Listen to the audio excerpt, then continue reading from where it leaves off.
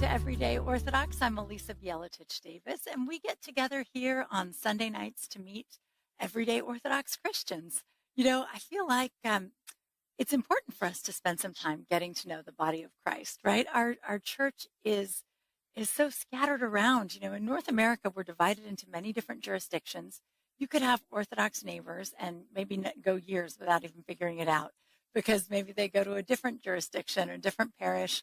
Maybe, you know, there are so many people around the country that we'll never meet. And I just think, you know, what a beautiful thing. We talk a lot about unity in the church. And so let's get to know our brothers and sisters in Christ, both, you know, regionally and jurisdictionally. You know, we'll just get to know everybody. So welcome.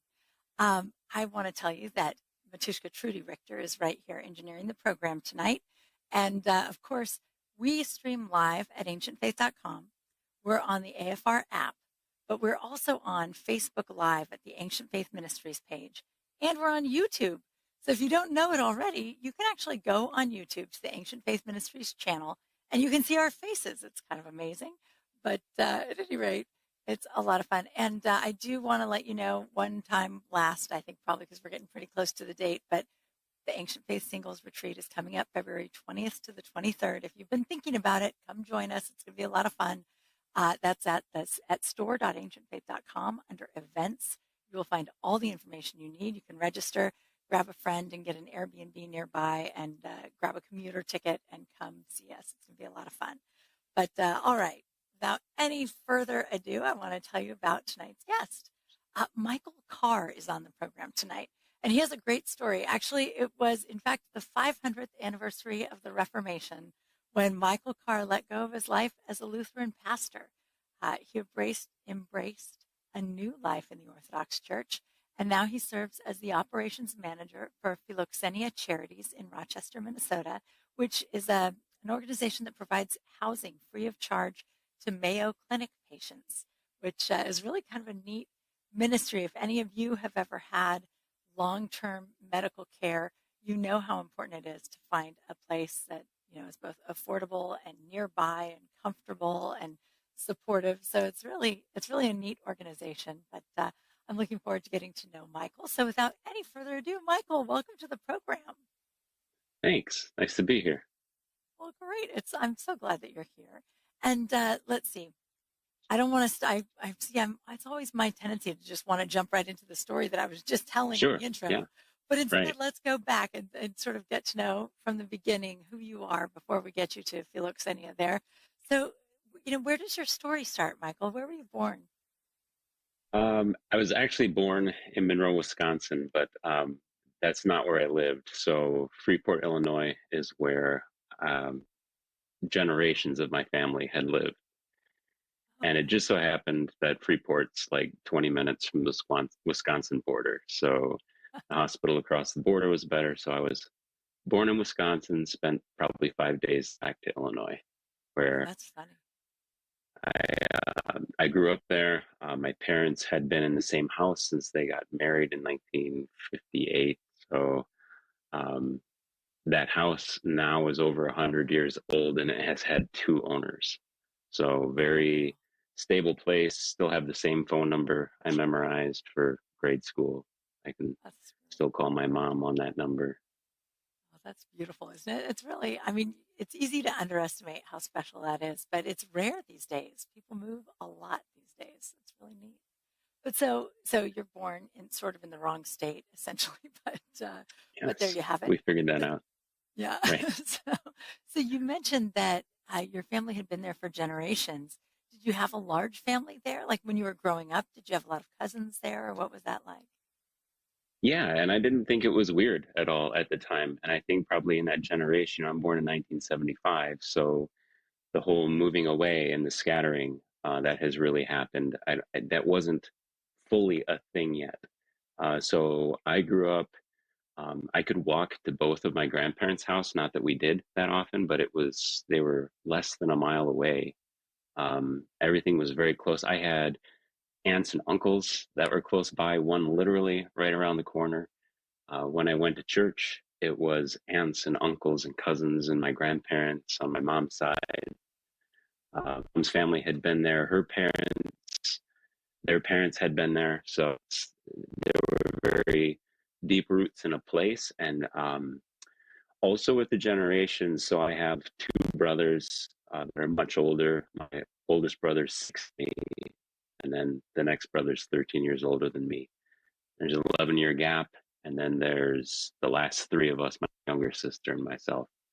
So with the cousins, a lot of my cousins now are 70, mid 60s, like my brothers.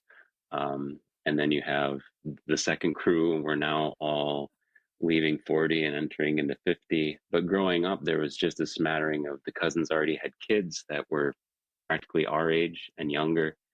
So when you went to Christmas at Grandma and Grandpa Schultz's house, it was a full place, full of everybody from the very youngest to the very oldest. So a really nice, again, stable, full.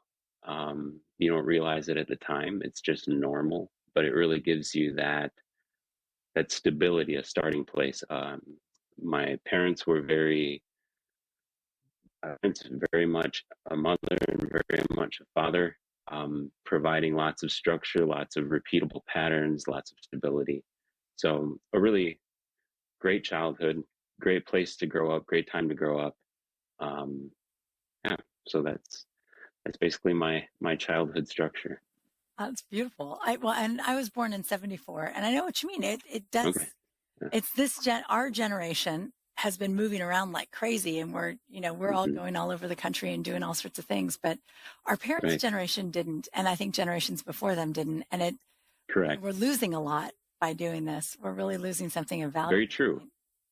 It's a shame. It's a shame, but that's what a lovely thing. So you mentioned when you went to church, your whole family's there. Everybody's in the same. So was it a Lutheran church? Did you grow up in a Lutheran Yes, church? Excellent. I did. So my there are all sorts of different types of Lutheran churches. Sure. My great grandparents, my grandparents, my mom, they had been Missouri Synod Lutheran. And then my dad's side of the family, they were United Brethren, which then eventually merged with the Methodist Church. But when my dad married my mom, it's kind of one of the things, if you married a Schultz girl, you had to become a Missouri Synod Lutheran. So he became one. Um, and then in the mid 60s, there were all sorts of, societal upheavals, all sorts of changes going on in churches. The group that was in my hometown, they were nervous about some of the things that the Missouri Synod was doing, so they decided to jump ship and go synod shopping, as you would call it. And they came across the Wisconsin Synod, which again, Wisconsin and Missouri used to be together; they were united. And then in the 50s, they had separated. So you have all of this breaking apart, all of this leaving and reforming, and so that's kind of a pattern that played out not just in the Lutheran Church, but also in my life as well, because there's always this fracturing. But I grew up; they had already made that switch. By the time the mid '70s came along, they were already many years into that. So Wisconsin Synod Lutheran, or the Wisconsin Evangelical Lutheran Synod, WELS, was the church body that I grew up in. Knew nothing different. Oh, well, so as a kid, then, you're in the church, and probably as a kid, you're not thinking about different kinds of, this is just your church, and there you are. Were you Right. feeling like you were going to, did you kind of know you were going to become a pastor? Or did you, as a kid, did you have totally other plans? I had all sorts of plans as a kid, and they changed every week. Um, and in fact, I think my mom said one of my grade school teachers said that I would have a hard time deciding what I was going to do because there were just too many options. So I think my mom still has a copy of a sermon that I wrote when I was probably, I don't know, 7 or 8 years old. But we'd play church in the basement. It's a part of your life. It's what you do every week. So you see the pastor get up and give the sermon, you sing the hymns. So I remember playing church in the basement, and I wrote this sermon that she still has. So uh, that was, the early days when I was in confirmation, which for a Lutheran kid is like between 11 to 13 years old. I really, truly enjoyed that. My pastor at the time, he actually came over when I was being confirmed and said, I think you should be a pastor and you should go to this private school in Wisconsin where we start training our pastors already as high school students, and you should go there. And that was Oh, not wow. something I was interested at the time. So I didn't go. Wow, start I 'em stayed. young. Holy moly, that's Yeah. amazing. All right. Wow. Yeah, so you were like, "Nah, not for me. I'll stick with No. regular high school." Yeah, correct. Um, Yeah. so I ended up becoming a music major. My first year in college was for music, music Oh, lovely. education. That was what I decided. Well, this is what I'm going to be. There you go. And Very good. after Well, 1 year of that, then I decided, no, this is not what I'm going to be. And that's when I kind of went back to, my sister had mentioned it. She said, have you ever thought about being a pastor? And I hadn't. And all of a sudden that sounded pretty good. So I spent a summer interviewing pastors around the area, finding out what they did every day, trying to figure out, is this something what I want to do? Um, and then finally said, yeah, I think this is something I want to do. So I let go of a full ride music scholarship, and decided I'm going to go be a pastor. So uh, that was the first time that I threw something away because I thought I had something better to go get. wow. That's kind of amazing. That's really neat. You know what? Your microphone is coming in and out, so we're going to take a short break. Okay, Trudy's going to take care of sure. you, and then it's all going to be better when we get right back. So we'll be right back on Everyday Orthodox.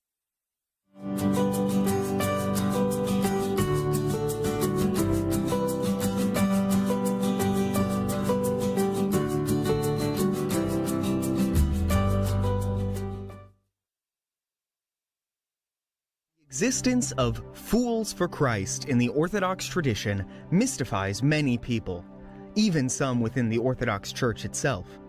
People often wonder what purpose these sometimes comical and oftentimes tragically misunderstood saints serve in the life of the Church, especially given their unconventional and seemingly bizarre behaviors. In Holy Fools by Oswin Creighton, we begin to gain a better understanding of these saints' curious manner of serving Christ, as we learn about the extraordinary lives of 20 of the most well-known fools for Christ in a series of brief hagiographies. Available now at store.ancientfaith.com. Again, that is store.ancientfaith.com.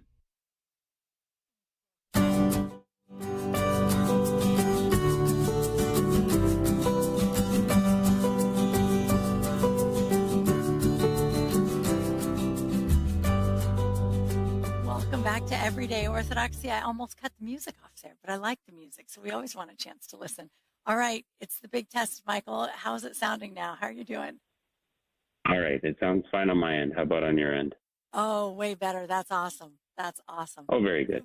Very good. So we were just talking about, you when you were, I guess, you finished college, or was it just after your first year of college you decided it was time to be a Lutheran pastor?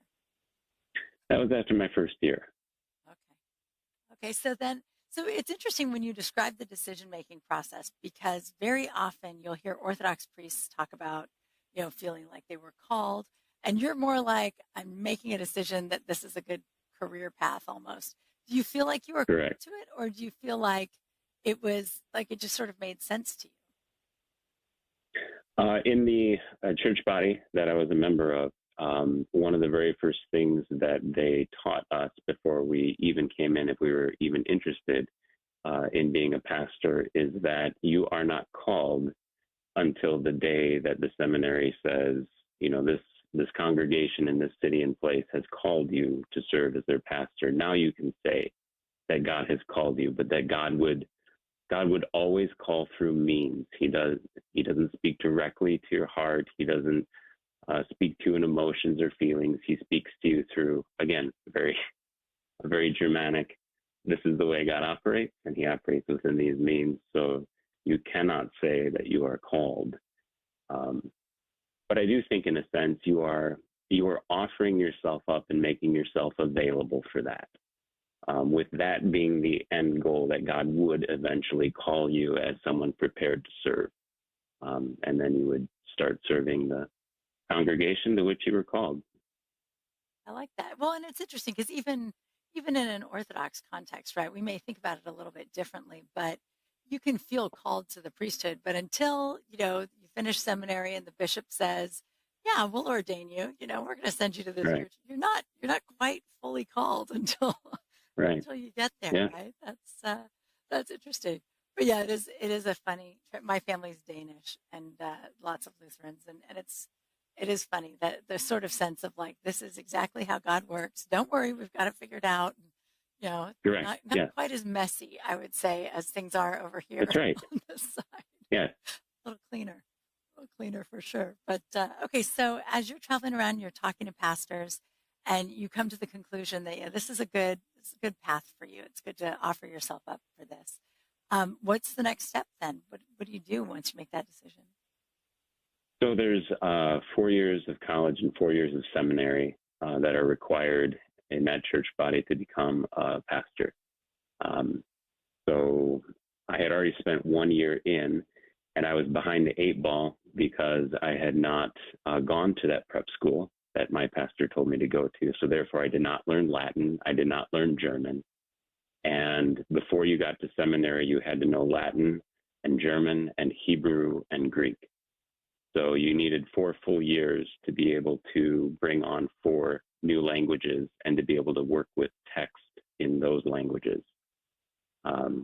So it took 4 years. I spent 5 years in college, and then my seminary years, actually, there's 4 of those, but it took me 5 because I took a year to go study, and I studied in Germany at a sister seminary in Leipzig, Germany for 5 months. So that was kind of a year off of the normal seminary course. So I spent 10 years altogether, got out at 28. Wow. That is a really long time. Did the Lutheran Church essentially support you through schooling like that? Or how does somebody pay for 10 years of school? Yes, there were scholarships. That was one side of it, that there were a lot of scholarships offered. I got a scholarship at the end of college that essentially paid for my seminary training. I was one of 4 students to get that. But my home congregation was just massively supportive. They took offerings every single Lent. They had midweek Lenten services on Wednesdays, and they would always take these free will offerings during that time for a special cause, and I got to be the benefit of that. So I got out of seminary with 0 debt. Oh, that's great. That's beautiful. Yeah. I love that. So when you finished up, I'm curious actually too, but your experience in seminary, like, how was it? How did you like, for instance, Germany, right? You're off in Germany for 5 months. What did you think of Germany? Yeah. Germany was hard because they taught us in college how to read German, but not speak or hear it. Oh. And when you get off the plane and everybody's going 100 miles an hour speaking and you can't keep up. And I'm someone who really likes to talk, can talk a lot. Everybody knows that. And I was absolutely quiet for 2 months, couldn't join a conversation, couldn't pick up on what was going on. You're struggling in class. You're trying to, learn this language as you're trying to go to school with the language. So it was a very steep learning curve. I think it was around Thanksgiving time, we went to Sweden for sort of a retreat. And in Sweden, they speak perfect American English. They have American English TV. So they all have American accents. And English was the default language that we spoke that weekend. And that's where everybody's like, whoa, who is this guy? Suddenly I had language back, and it was refreshing. But the feeling at the end of 5 months, when I was actually able to hold my own in a different language, that was rewarding. That was a good experience. That's really neat. Well, I guess it makes sense that you didn't really have conversational German because you're trying to learn 4 languages in 4 years, right? I mean, it's like, correct. It's enough to learn the written language. It's really a lot to ask that you're going to be able to hang out and converse at a cocktail party in all of those languages. Correct. But, well, that's beautiful. That's really neat. And then the 3rd year of the seminary, they send you out sort of as an apprenticeship. So they call it your vicar year. And I was sent to Benton Harbor, Michigan, where they still had a parish that had a German congregation. There was a German service that was all in German. The sermon was in German, the hymns were in German, the readings were in German, the Lutheran liturgy was in German. So I got to continue to use that and kind of hone that skill during that year as well. So it came in very handy in the end for that third year. And that was a good experience too, getting to learn from people who had a completely different life experience of being displaced people after World War II and having nowhere to go, nowhere to call their home. And they came to Michigan and made a home there. And that's why to have those services in that language for those people was very special for them and for us who provided it, because it meant something. You were doing something for a reason that was their heart language. That's beautiful. Yeah, and it's like in our parish, we'll say the Lord's Prayer in many different languages, and that's part of the thought with that, right? Is that there's just something so special about Correct. praying in your mother tongue, and even if you can, Correct.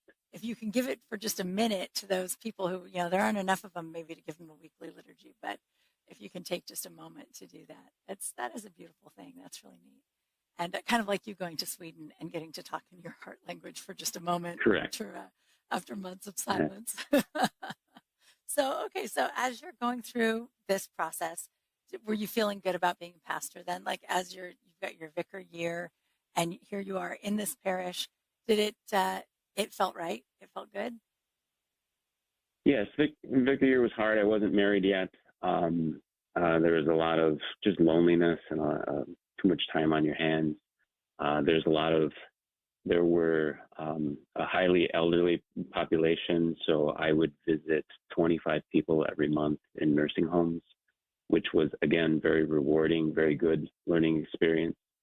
But when you're 26, 27 years old, going every day to the nursing home to visit people and to talk for an hour and a half. And just the weight of it, you think to yourself, I don't know if I can do this. If it's, when the ball's in my court, can I actually do this? And I do remember having a conversation with my supervising pastor at the end of the year saying, I don't know if I can do this. And he said, sure you can. And he was right. And in all the years of being a pastor, every year that I was a pastor, I liked it more. So it was something that really was very rewarding, very enjoyable. Yeah. That's neat. So how did you end up meeting your wife? Where along, I guess not in a nursing home. Yeah. Not in a nursing home, no. So she actually came to the seminary. So we have an all-male seminary. There are only male pastors in the Wisconsin Lutheran Synod. So she came to a party because she went to a local Wisconsin Synod college called Wisconsin Lutheran College in Milwaukee. And one of her friends from high school had a boyfriend who was a seminarian. And at seminary, every once in a while, these some guys wanted to throw a party. So on Friday night, you would try to find any girl that you could find to invite so that there would be girls at these SEM parties. And I would always tell the guys, they get very excited because girls are coming on campus. I would say, you're not going to meet your wife at a SEM party. They're not here for you. There's free beer. That's why they're here. And so anyway, that is how I ended up meeting my wife, was at one of those parties. We met. We didn't instantly start dating. We didn't instantly think that we were going to end up together. It was one of those things over 3 years of knowing each other that sort of grew and grew. And then there's just that, we started dating. And then there's just that day that you say to yourself, wow, okay, she's just going to be my wife. She's it. That's the one. And then she became my wife, even though she said she would never marry a pastor or a farmer because her dad was a pastor. So, and now he is a retired Wisconsin Synod pastor. There you go. So what is she like? What kind of personality does she have?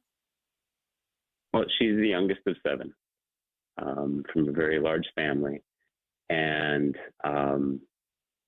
when we were in marriage counseling together, as a seminarian, if you're going to get married, you had to go through marriage counseling with a seminary professor.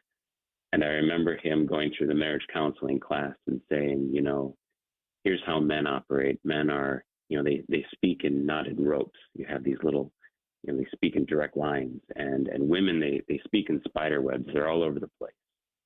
And everything that he was saying for like men and women was completely switched. So I'm the one who speaks in spider webs, and she's the one who speaks very direct, straight lines. So in every single way that we can think of, we're absolute opposites, which is really great and wonderful because we really do complement each other. The difficulty was, of course, when you get out and you're a pastor, and that makes your wife a target if she's not, if she's introverted and quiet, all of a sudden she has all these people coming at her. So that was very overwhelming for her. And she said she enjoyed it better once the kids came along, because once you have a child, then you have something else to talk about. You have this third party that you can talk about. That's my wife in a nutshell. I love that. That's right. And it really is true, right? Like if you're holding a baby, everyone just wants to come up and say how cute the baby is. Does the baby absolutely whatever, and you're done. It gives you an instant conversation. You don't have to make small talk. That's right. And they don't have to really get to know her too well. You know what I mean? She doesn't have to reveal anything. She doesn't have to get into anything. Absolutely. I feel that. How many kids did you guys end up having? So we have 3 children. Our oldest girl is in college, and then our son is in high school, and our youngest daughter is in 7th grade. Okay. Very nice. And so as you guys are going through all of those years, at what point in your marriage did you end up, finishing seminary and then having a Lutheran parish of your own? So my wife and I got engaged my senior year at seminary. We got married the summer after I graduated seminary. So we had already gotten the first assignment, which was to one of those preparatory high schools that I was talking about. This one was in Saginaw, Michigan. So I taught 9th grade Old Testament for a year, and we lived in the dorms with the kids, the high school students. It was a boarding school. So we had our apartment flanked. My side, was the boys' side, and then her side is the girls' side, and our apartment was sort of in between. So every time we left the building, we had to leave out separate doors. We left our apartment separately. We left the building separately. So it was an interesting first year. And then after that was a temporary 1-year call. After that, I got sent out to California, to Sacramento. And when we were in Sacramento, we arrived in July, and my installation was on our first anniversary. Wouldn't do that again. And then that October, she got pregnant with our first daughter. So it was the next July. So we got married one July, moved to California the next July, had a daughter the 3rd July. Okay, there you go. Well, it's kind of clean that way, though, right? So you've got the first year. Very much so. It works out nicely. But so, all right. So how was the Sacramento parish? What was that like? It was a very large parish, 750 members, a full school with a principal and K through 8 teacher each grade. There were 2 pastors there already. There was a senior pastor who had been around for a very long time. There was a executive pastor, so to speak. And then I came on as the teen pastor. And I was a new position. So you came into this very large, very well-run church, very, very healthy. And it was a great place to serve. I got to use music a lot, children's choir, brass ensemble. There were all sorts of opportunities.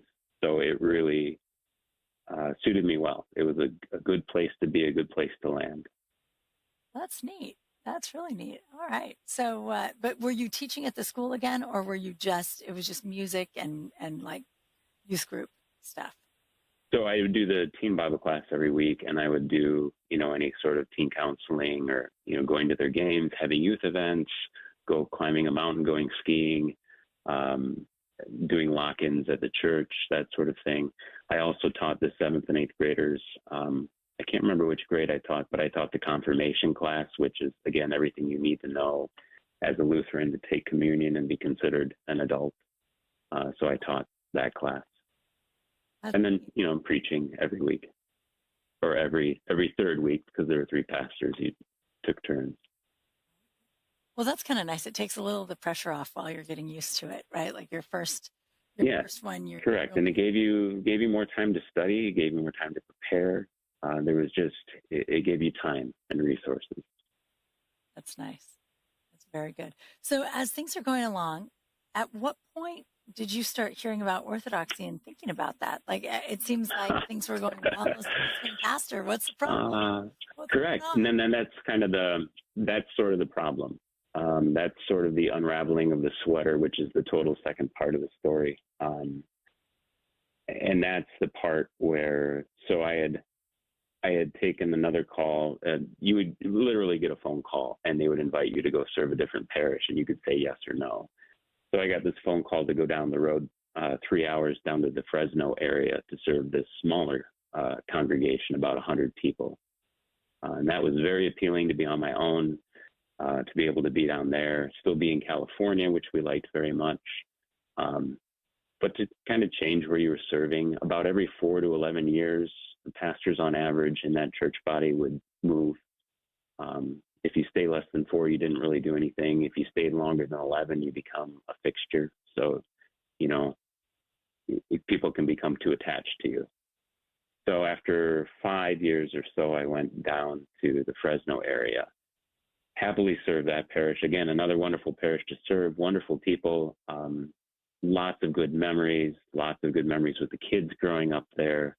The school system, the public schools in Clovis, California, where we were at, were fantastic. Our neighbors were great. Again, just a wonderful time, really great. Nothing that I would want to change. Could stay there forever. And the problem is that when you're taught to preach and teach the word according to the original languages and you're studying these things, I'm a creature of patterns. I pick up on patterns. And it started to bother me that the pattern that I was taught to preach every week and the pattern that I was seeing in the scriptures was different. So there started to be a disconnect there. There was a disconnect. I noticed that when the apostles preached in the book of Acts, they never preached the sermon that sounded anything like mine. And that seemed weird. Like maybe that shouldn't be. There were other things that happened along the way that just started to call things into question. What exactly is happening on the cross? What does it mean that Jesus died for you? And really what unraveled was I could no longer say the things that were necessary to be part of that church body. And they're very good. They're very thorough. They're very disciplined. They're very homogenous in that church body. You can't just say whatever you want to say. Just like in Orthodoxy, if you start saying things that are way off the rails, people are going to say, hey, you're going off. You're going in a bad direction. You need to come back. Right. So over the course of probably 2 years of discussions with, they don't call him a bishop. They call him a district president. And then they have, other pastors who are sort of on a board that oversee district. Throughout talking over those 2 years and really kind of hammering it out, writing lots of papers, putting lots of things down for people to analyze, I just came to an impasse where they said, you're not walking the same way that we're walking, so you can't be in a synod going on the road together with us if you're not going to say these things or teach these things, if you have questions about these things, and you can't profess these things, then you can't stay with us.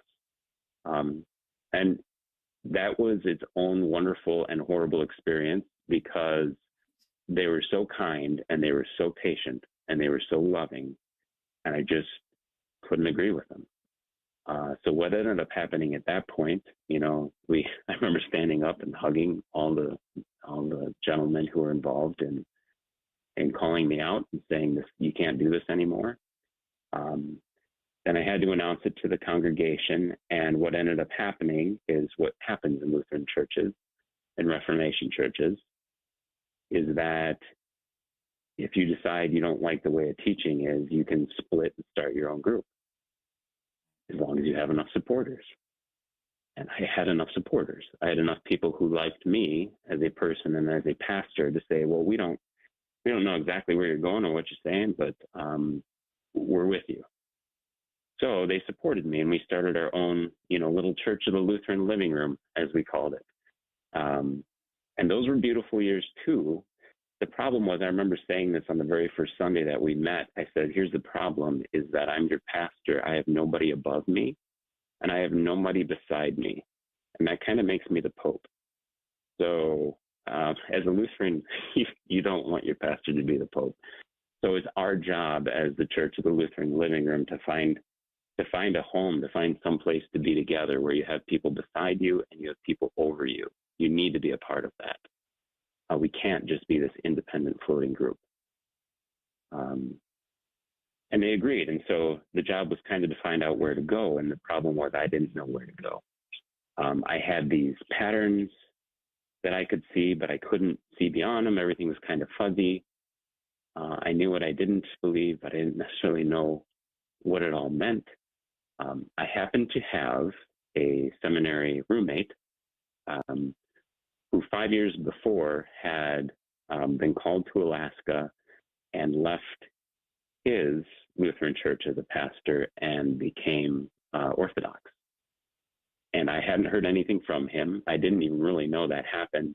And he reached out to me when he saw that I had resigned from the church body that we were both members of. And he said, I'm here for you if you want to talk about anything. If you're praying the Psalms, keep praying them. So I reached out to him and I talked to him. And it's funny because we had named our new church Resurrection Orthodox Lutheran Church, because in the Lutheran circles, Orthodox Lutheranism means we go back to Wittenberg in the 1500s. And I remember saying when we named ourselves Resurrection Orthodox Lutheran, I probably should find out what Orthodox means, because I know there's other people out there that say Orthodox and they're not us. But I didn't know anything about Orthodoxy. So my roommate said, why don't you listen to this thing called Asian Faith Radio? There's this podcast by this Lutheran who grew up in our circles, and it's called Morning Offering with Abbot Trifon. So that was the very first podcast I started listening to, just to listen to what the pattern of Orthodoxy was. And that's what grew. I would add one podcast after the next, Road to Emmaus, lots of different podcasts in the, 7 years ago, whatever it was 9 years ago, I started listening. And I would always listen and object, I would hear something and say, I don't know about that. I don't know about that. But it always gave me something to think about and mull over. And after a couple of years, there were patterns forming and patterns I was seeing that I said, yeah, there's something here. There's something to be pursued. And so I started just reaching out to find out what should I do? I had this group, maybe Orthodoxy is our thing. So I met with a Serbian Orthodox priest in Fresno, Father George Gligic. I was just going to say, Father George Gligic? I love Father Yes. George. When you said absolutely Fresno, love him. I bet you anything you talk to Father George. He's a wonderful guy. Absolutely. And it took a minute. It was very scary. The whole process of when your life unravels, and that's the best description of it, is to have things unravel. And for someone who's structured and stable and who loves his life and who loves what he's doing, to have that start to come apart, that was a difficult transition, but the best thing I've ever gone through. And talking to Father George, the best part about talking to Father George is I would come at him with 101 Lutheran questions. Well, where does it say that? Well, where does it say that? Well, I don't think that. Well, I don't think this. And he said eventually, he's like, you have all these questions and they're very good questions. He's like, I don't have answers for them because we don't think that way. These are not questions we ask. And he said, at the end of the day, you're not going to become Orthodox because I answered all your questions. And he was right. And I think becoming Orthodox was very much like getting married to my wife, where there was something out there you didn't know and you had overlooked for years. And then when you finally discover it, there comes a moment where you just know. And I would say that was kind of the terrifying moment, was knowing. It was wonderful to know there was this sort of gravitational pull. There was this force that was connecting you to something, and there was this terror that in order to go through that, you'd have to lose everything else. And that's eventually what ended up happening. I tried to, I was talking to Father George, what's the best way to navigate this? I would love for my parish, for everybody there, all 30 people or 25 people who were gathered there in the Lutheran living room. This is the great thing to have. This is where we want to be.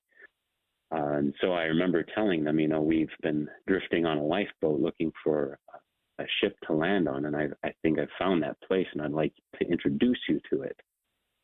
And so they said, okay, you've got our attention. You've had our attention now for a couple of years. Tell us, more about this. And I said, Serbian Orthodox. Well, that happened to be May of 2017. And if you find out what was going on in the Serbian Orthodox Church in May of 2017, the relics of St. Mardaria were being uncovered in Libertyville, Illinois. So everybody in my Lutheran living room parish went home and looked up Serbian Orthodox and saw incorrupt relic hands and things that they were way uncomfortable with, right. Things they had never been confronted with. And that's one of those things where, the internet's your friend, and then it's very much not your friend. So they were very taken aback by that, and I didn't totally have their attention anymore. They were very kind to say, we love you. We want to hear you out. You have one summer. Walk us through how you got here. Walk us through what this is. And by the end of the summer, everybody had said, no, thank you. So that was it. And that was sort of there were days where I remember waking up, I'd wake up and your heart's just pounding because death is coming. And that's really my first taste of experiencing a death myself, is this life that you're living is going to fall apart and you can't stop it. And there were days I would wake up and I would go outside and I would see the sun rising over the Sierras and see the silhouette, and I would think, I'm going to have to die, but not today. And that felt pretty great, to just be able to ignore it for the day, ignore and just be a Lutheran pastor that day and still enjoy the life that I had built that day. But yes, it all came apart, and that was the most difficult part of my entire life. Every single thing fell apart. So, and I guess that's just the next part of the story. I should pause and let you talk. Well, no, I want to hear the rest of the story. Just you're doing a great job. So, what happens? And I think the rest of the story is it's the pattern I want to tell. It's the pattern that I have found to be the most life-giving, that I didn't know before. And I'm so grateful for it, even though I'm not any good at it. And that is that whole pattern of dying, we live. And that whole idea that the life we build for ourselves and the life that we form for ourselves, we're very good at doing that as human beings, building our own little paradises, our own little Edens where we're comfortable, and where we get to call the shots and we get to decide. And what makes us uncomfortable is when something unravels and you start losing things. So in becoming Orthodox, I had to tell my parents that. So first of all, I lose my congregation, people who loved me and supported me. So you're losing dear, dear friends who have loved your children and your wife and you, and they have babysat and they've done all these wonderful things for you, and you never wanted to leave them. And now you're leaving them. And you're leaving California and you're moving back to the Midwest. And my wife did not become Orthodox. I told Father George, he said, what do you plan on doing? I said, I'm going to move back to the Midwest. My brother has given me a job with his wonderful company. So I'm going to work for my brother. And I said, I think I'm going to just enter the catechumenate with my family, try to get my family to enter the catechumenate with me. And he looked at me and he said, I wouldn't do that. I want you to be chrismated. He said, what you're about to go through, you're going to need that life that's offered in the church. You're going to need that strength to go through what you're about to go through. So one Sunday, I finished my life as a Lutheran pastor. I had my last service in the Lutheran living room, and the next Sunday I was chrismated at St. Peter and Paul in Fresno. And my wife, because she is amazingly strong, her life was being ripped apart from her, and she attended, and it was me and the kids got chrismated. I asked the older two kids, who were 9 and 7 at the time, if they wanted to become Orthodox, and they did. They liked it. My youngest was 5, and, she didn't know one way or the other, but I figured, as a father, it's my responsibility to give my children the pattern. So I'm going to set this pattern. If they want to reject it, if they want to leave it, if they want to go back to the Lutheran church, they can do it, but I want to gift it to them. So that's what we did. And my wife sat through it all and had her heart ripped out in front of everybody. So worst days of our life. And it only got bad from there, because you have to call your parents. You have to tell them that their son that they were so proud of, who, is a Lutheran pastor, and what a great thing.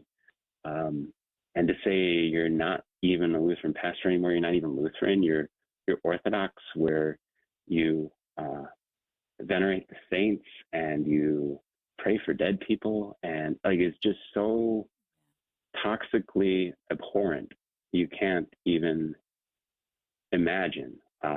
So to tell your parents that and have your relationship with your parents be completely nuked. So again, all that stability that I had all my life, and to willingly leave it, I'm glad I didn't know exactly what the fallout would be. I'm glad that the love and the draw, the gravitational pull of the depth of Orthodoxy had gotten a hold of me, because I wouldn't have been able to do it. So from 2017 until 2020, my wife would go to her Lutheran church in Rochester, and the kids and I would go to Holy Inagri, the Greek Orthodox Church in Rochester, where Melissa Johnson was. They were there, and Ben, Kurt. So it was nice to watch her episode and think about that time. So yes, it was very, very difficult. In fact, by the time 2020 came along, I thought, I'm going to lose my wife too. You can't have two people who hold completely opposite, strong beliefs about something and have it survive. We just each cared too much. And it was very, very hurtful. It's one thing and this is the difference between sacrifice and torture. Sacrifice has to be willing. It has to be something that you say, I know this is going to hurt, but I want it. And so you willingly give up something to gain something better, even though it's painful and it's full of loss. When that's done to you, when your husband that you relied on and you trusted, and for Pete's sake, she married a Lutheran pastor. That was, the most secure, stable thing you could do to continue to be Lutheran. And she went to Lutheran grade schools. She went to Lutheran high school. She went to Lutheran college. You couldn't be more Lutheran. She's in a Lutheran family. Her dad's a Lutheran pastor. There's just all of this that just created such turmoil, such dissonance, such difficulty that it got to the verge of just ripping it apart. And I remember going back in the altar one Sunday to serve, and Father Mark Munoz was there, and I said, I can't do it anymore. I can't. This is unbearable. I'm going to lose everything. Things I didn't think I was going to lose, I'm going to lose. And he said, you know what I do to the lamb before I put it in the cup for communion? He says, I break it. He said, this is brokenness. He said, this is where the best things happen, is when you're broken. So that was the point of absolute breakdown that 2020 arrived with, and then COVID hit and saved our lives. So COVID hits, and we're all home together, and my wife gets to see that my kids miss church. They hungered for it. They yearned for it. And when my wife and I were 9, 7, 5, or 12, we didn't want to go to church. We went to church because mom and dad made you, and it was boring. If we got to take 3 months off church, so be it. And she was realizing that not going to her Lutheran church for 3 months wasn't having any impact on her. And on my kids, she was seeing that it had this huge impact, that they were so hungry. And so at the in June, when we could go back to church, she said, "You guys get to go back to church next week. Can I come with you?" And then she wanted to become Orthodox. And I think she did that, yes, because of the kids, but also because she saw that was a way of saving the marriage. So my wife single-handedly saved the marriage by voluntarily giving up her structure and her thing to join us. And that was sort of the beginning of that restoration. That is so things fell apart. Wow. And then things come back together.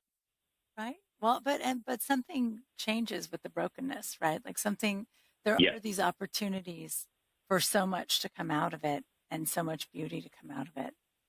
And do you feel like things are stronger now than before? Or do you feel like things are restored to the same, or is it still in process? How does that all feel to you? Yes, they are always much stronger. However, scar tissue is scar tissue. There are wounds that take a long time to heal. There is trust that takes a long time to rebuild. And I think in general, the difficulty, and this again goes to the bigger picture, as I see time is fleeting, and I really wanted to get to the idea of losing and gaining, is that in Orthodoxy, this is the pattern. Love means you give up, you lose in order to gain. This is God's pattern. This is what love does. The difficulty is in, enduring the losses, that patient endurance that the saints have. And this is what we learn as Orthodox Christians through practice, and it's always giving up. And the minute that you think you've given everything up, you haven't. You've never given it all up. You're not dead yet. I think in death, I don't think any of us is really truly prepared. I'm not prepared. I don't know about anybody else. I am not prepared for that moment of the loss of everything that I've known. And it's like being born. You were in the womb and you had this world, and then you're born into a world you know nothing about. And there's got to be some pause there of disorientation at best. So to learn this pattern of losing to gain, of disorientation and reorientation, this sort of dismantling in order that something better is rebuilt. That's, I think, what we've learned, and that's actually the beauty of where the family is at now, is that we've all been learning this together, and we all continue to practice this. It's this unending journey of losing and gaining. And working for Philoxenia Charities, this is what I see, is that you have people who are in that moment of crisis where everything is coming unraveled, where you're looking at death in the face, where you're losing stability, you're losing structure. And Philoxenia Charities provides a place for them to at least have something to stand on. They have a free place to stay. And that is a lot, but it's not everything. And that's the difficulty. As an Orthodox Christian, I get to do this voluntarily. But if I choose not to do it voluntarily, then it will happen involuntarily. If I choose to keep my life, then I'm going to lose my life. And if I choose to lose my life, then I'm going to gain my life. So that is something I see happening in all those houses that we manage, is people going through all those different stages. And it happens every so once in a while. I'll say to myself, I haven't heard from so-and-so in a while, and I'll just type their name in. One of our guests who stayed with us that we, grow close to, we interact with, and then you type in the name and there's the obituary.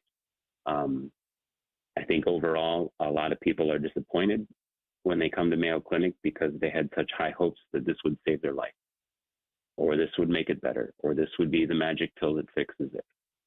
And it's not. And so that's a difficult thing to deal with.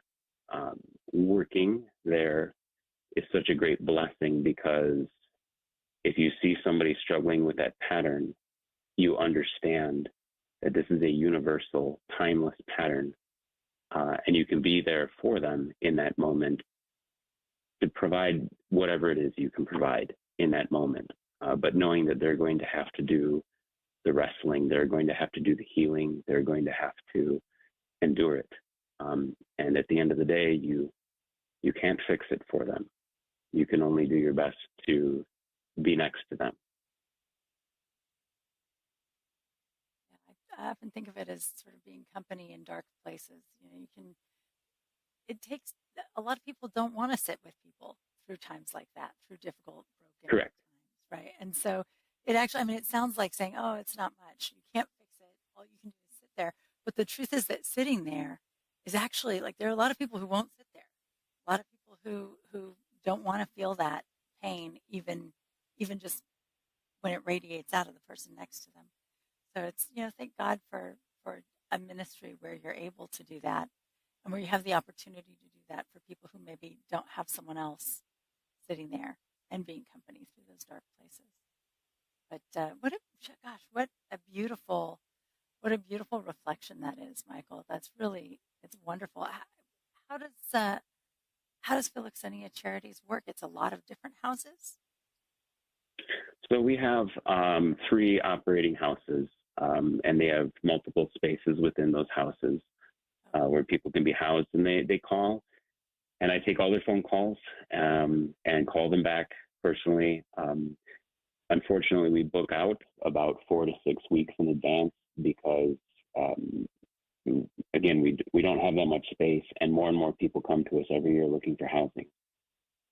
So we can do what we can do, and with the houses that we have, and if we have a space for them, they stay, and they're free of charge. A lot of them do donate. They're very glad to have it.